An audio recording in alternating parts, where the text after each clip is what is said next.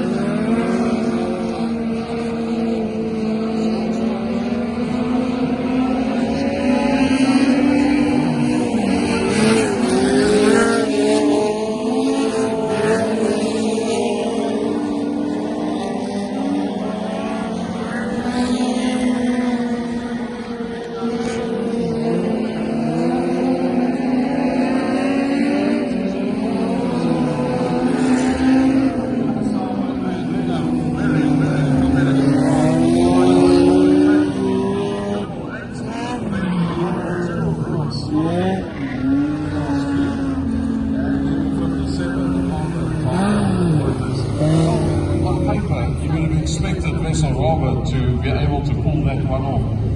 And given what happened in race number one, he would have been probably fairly accurate. But once Scott Swart saw the front end of the grid, he thought, this is where I'm going to be, this is where I'm going to stay. Nobody's going to beat me out from this. And I must say, Scott Swart did a perfect